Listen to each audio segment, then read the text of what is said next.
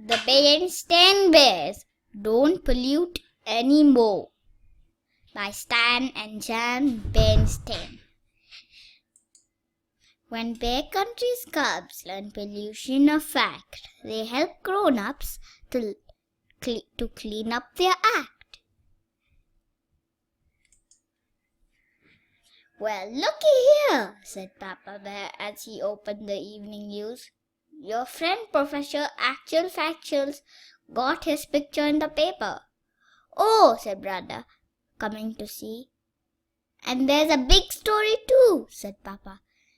"And a headline." "My goodness," said Mama Bear.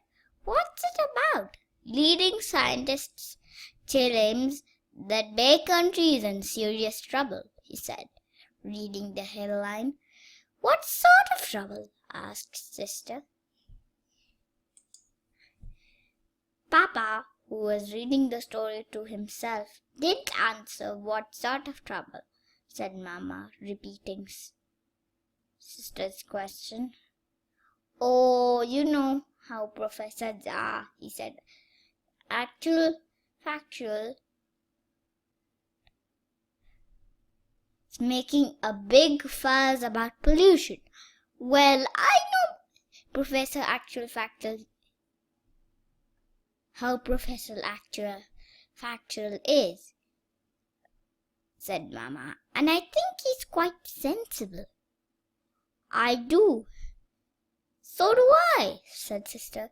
"Me too," agreed Brother. "Oh, he's a great guy." "All right," said Papa.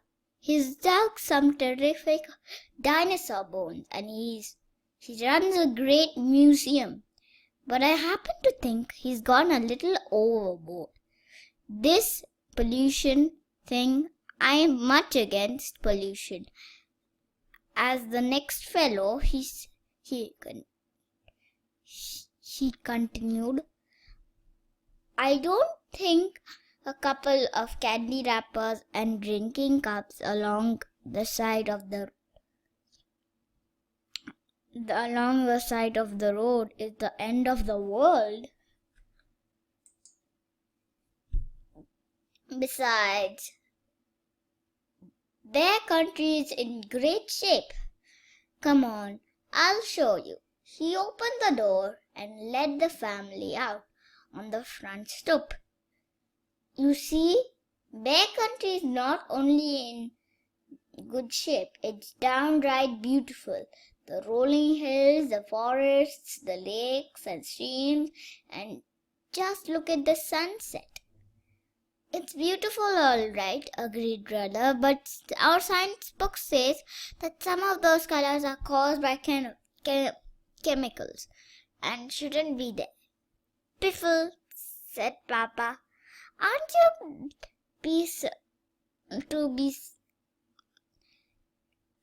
doing your homework? Supposed to be doing your homework?"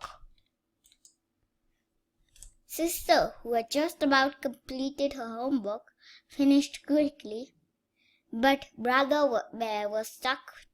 Teacher Bob had asked him to report on endangered species.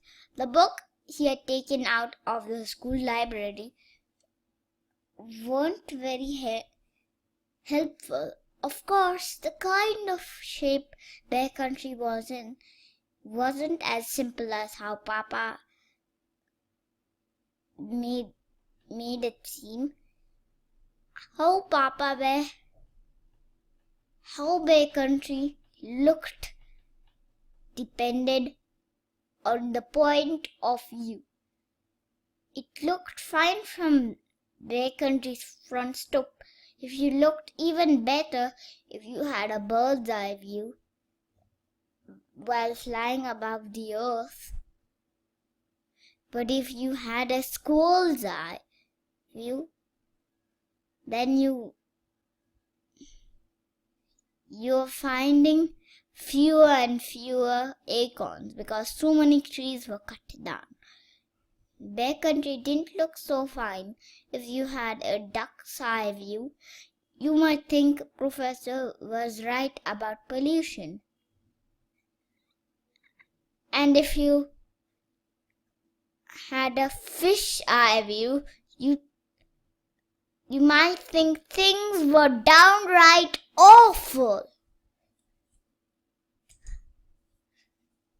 The next day, Brother decided to visit Actual Factual at the museum.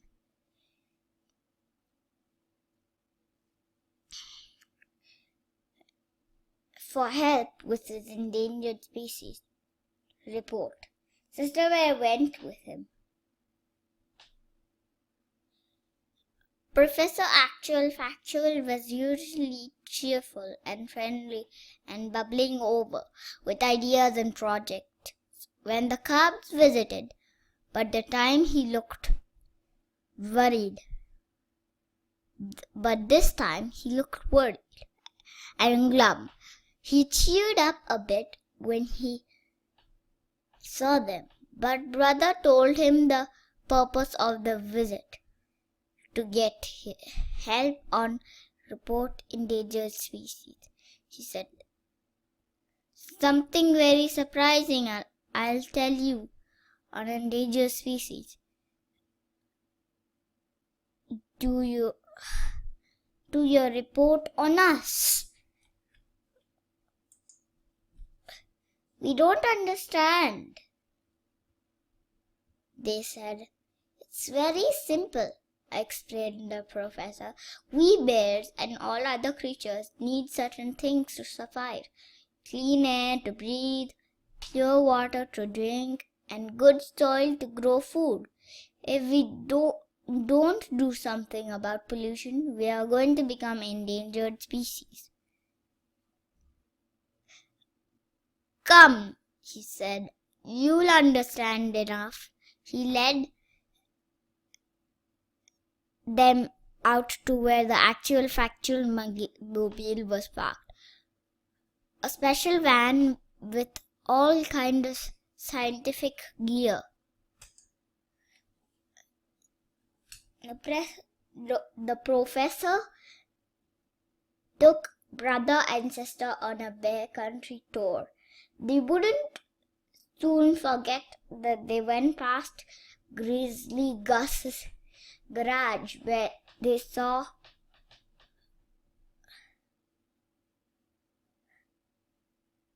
oil leaking into the stream, getting on a duck and killing some fish. They went past the old box factory, where they saw ugly black smoke pouring into the air.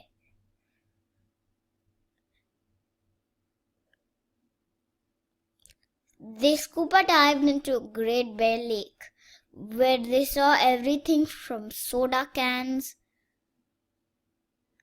to rusty